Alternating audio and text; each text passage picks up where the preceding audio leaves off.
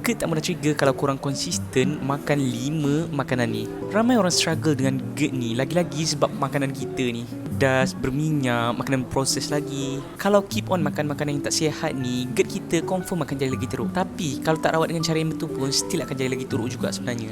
Cumanya sekarang ni I nak share dengan you guys untuk control a bit lah, tak teruk sangat. Ni 5 makanan yang boleh bantu korang punya GERD. First, pisang berangan. Pisang ni dia senang nak hadam dan sangat lembut untuk perut kita ni.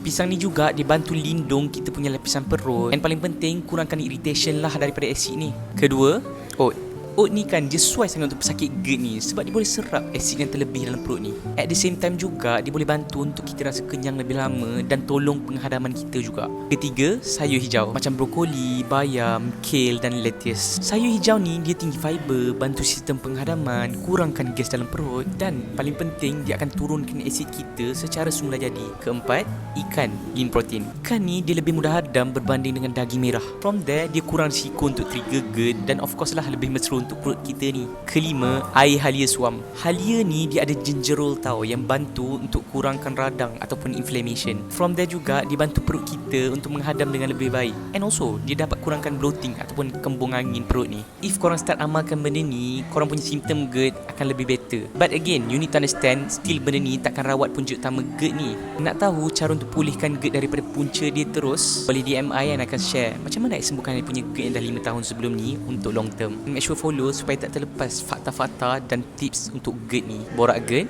fakta only.